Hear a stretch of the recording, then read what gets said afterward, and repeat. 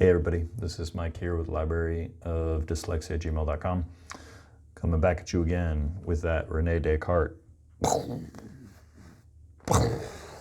Anyways, we're going on the 5th meditation today out of 6 total meditations. Almost done with the book, Huya, if you've been patient hanging with me the whole time. This one is called Of the Essence of Material Things, and again, of God, that He exists. Several other questions remain for consideration respecting the attributes of God and my own nature or mind. I will, however, on some other occasion perhaps resume the investigation of these. Meanwhile, as I have discovered what must be done and what avoided to arrive at the knowledge of the truth, what I have chiefly to do is to essay to emerge from the state of doubt in which I have for some time been, and to discover whether anything can be known with certainty regarding material objects. But before considering whether such objects as I conceive exist without me, I must examine their ideas insofar as these are to be found in my consciousness, and discover which of them are distinct and which confused. In the first place, I distinctly imagine that quantity, which the philosophers commonly call continuous, or the extension in length, breadth, and depth,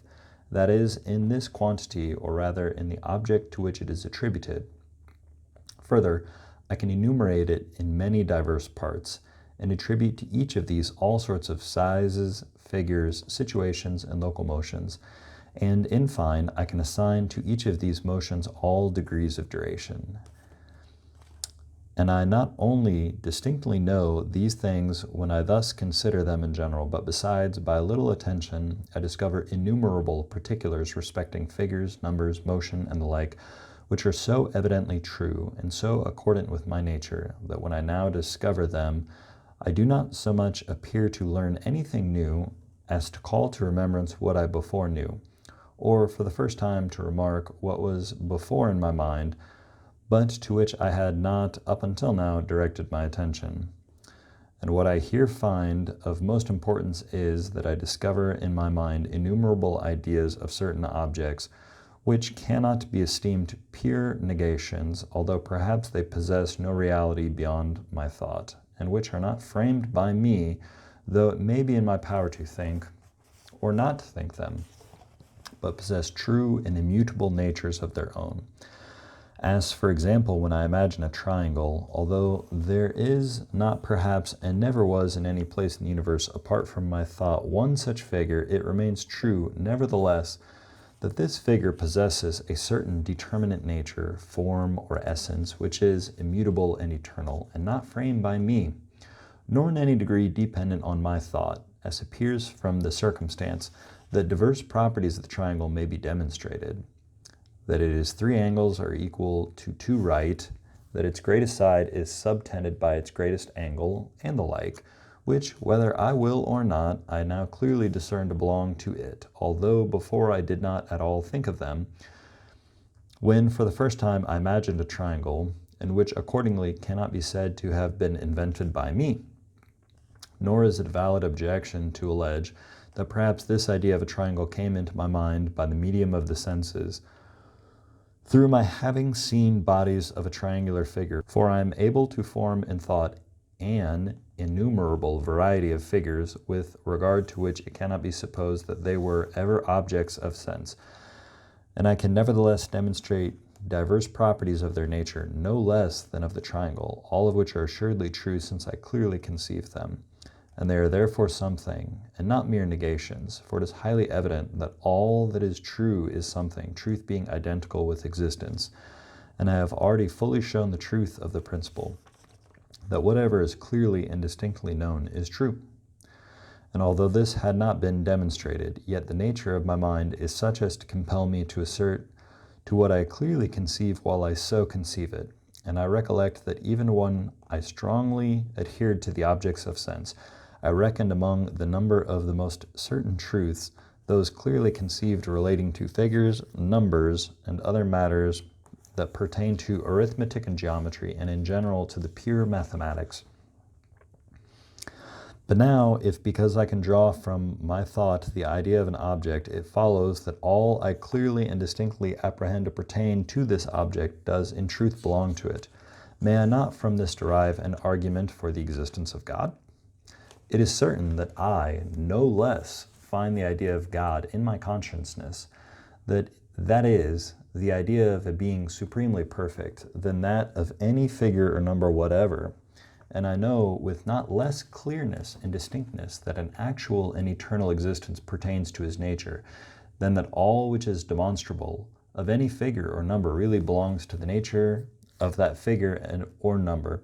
And therefore, although all the conclusions of the preceding meditations were false, the existence of God would pass with me for a truth at least as certain as I ever judged any truth of mathematics to be.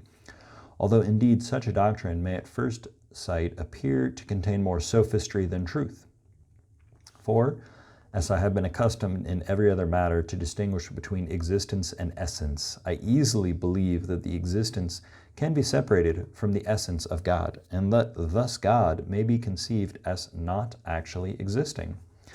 But nevertheless, when I think of it more attentively, it appears that the existence can no more be separated from the essence of God than the idea of a mountain from that of a valley, or the equality of its three angles to two right angles,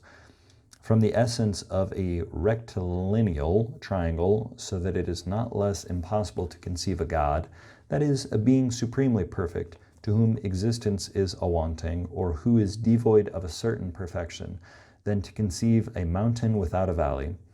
But though in truth I cannot conceive a God unless as existing, any more than I can a mountain without a valley, yet just as it does not follow that there is any mountain in the world merely because I conceive a mountain with a valley, so likewise, though I conceive God as existing, it does not seem to follow on that account that God exists. For my thought imposes no necessity on things, and as I may imagine a winged horse, though there be none such, so I could perhaps attribute existence to God, though no God existed. But the cases are not analogous, and a fallacy lurks under the semblance of this objection. For because I cannot conceive a mountain without a valley, it does not follow that there is any mountain or valley in existence, but simply that the mountain or valley, whether they do or do not exist, are inseparable from each other. Whereas, on the other hand, because I cannot conceive God unless as existing, it follows that existence is inseparable from him, and therefore that he really exists. Not that this is brought about by my thought, or that it imposes any necessity on things, but on the contrary, the necessity which lies in the thing itself, that is, the necessity of existence of God, determines me to think in this way. For it is not in my power to conceive a God without existence, that is, a being supremely perfect and yet devoid of an absolute perfection, as I am free to imagine a horse with or without wings.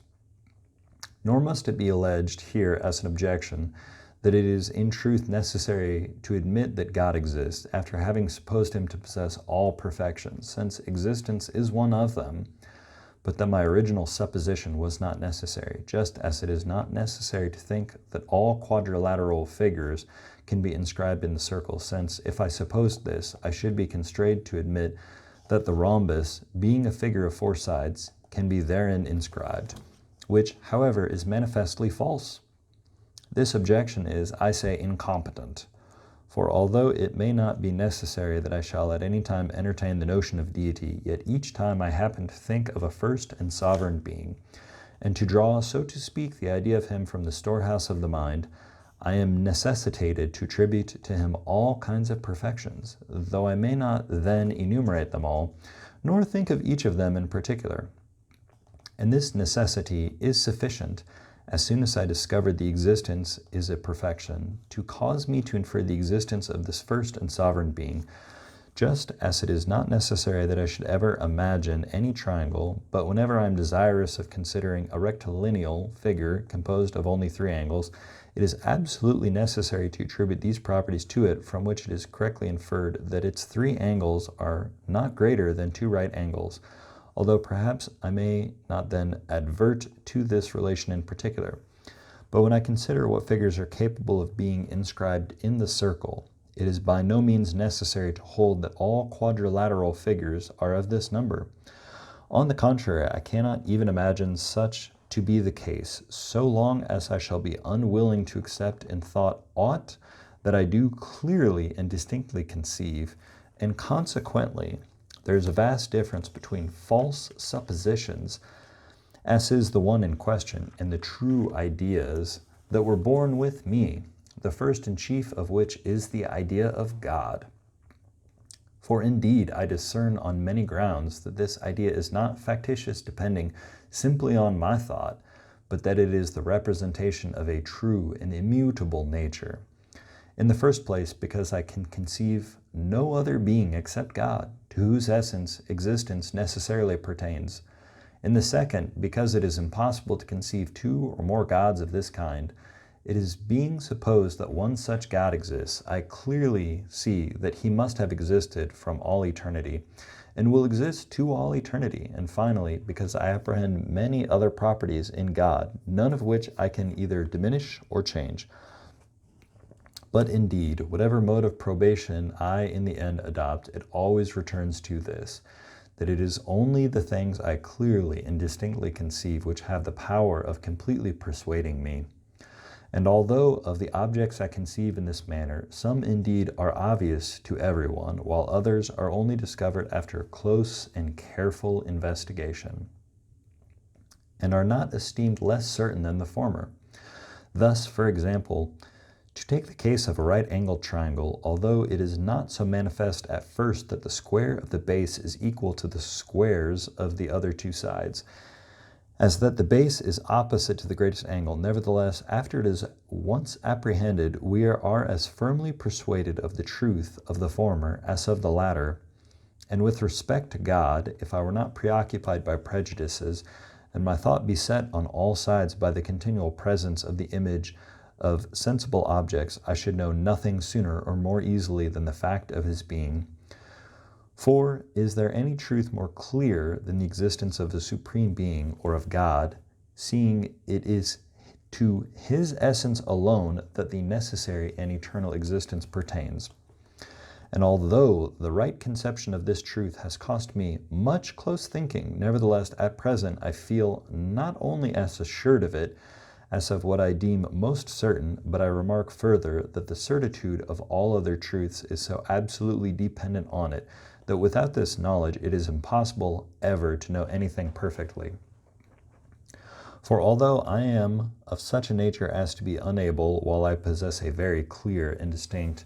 apprehension of a matter, to resist the conviction of its truth, yet because my constitution is also such as to incapacitate me from keeping my mind continually fixed on the same object, and as I frequently recollect a past judgment without at the same time being able to recall the grounds of it, it may happen meanwhile that other reasons are presented to me which would readily cause me to change my opinion, if I did not know that God existed, and thus I should possess no true and certain knowledge, but merely vague and vacillating opinions. Thus, for example, when I consider the nature of the rectilineal triangle, it most clearly appears to me, who have been instructed in the principles of geometry, that its 3 angles are equal to 2 right angles, and I find it impossible to believe otherwise, while I apply my mind to the demonstration. But as soon as I cease from attending to the process of proof, although I still remember that I had a clear comprehension of it, yet I may readily come to doubt of the truth demonstrated, if I do not know that there is a God, for I may persuade myself that I have been so constituted by nature as to be sometimes deceived, even in matters which I think I apprehend with the greatest evidence and certitude, especially when I recollect that I frequently consider many things to be true and certain, which other reasons afterward constrained me to reckon as wholly false. But after I have discovered that God exists, seeing I also at the same time observe that all things depend on him, and that he is no deceiver, and thence inferred that all which I clearly and distinctly perceive is of necessity true.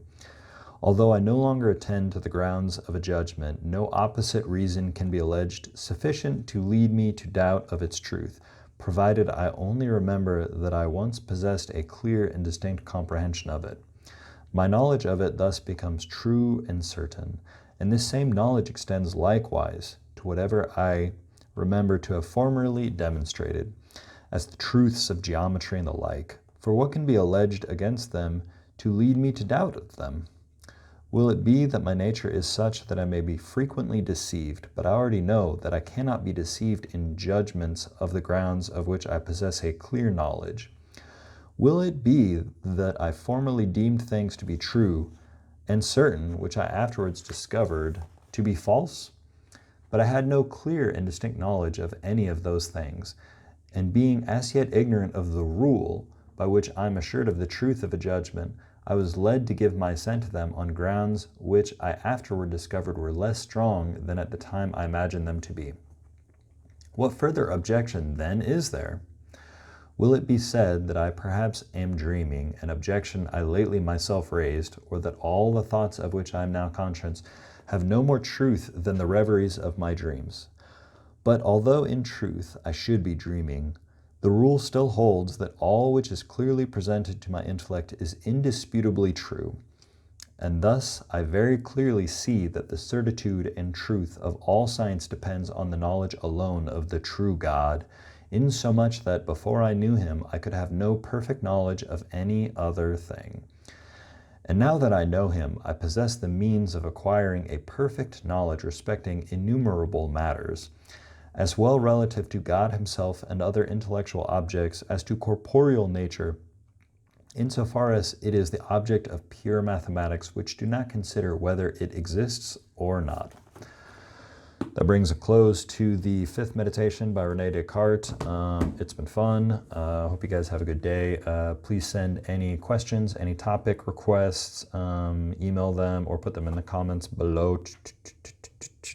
to libraryofdyslexia@gmail.com. Hope you guys have a good day.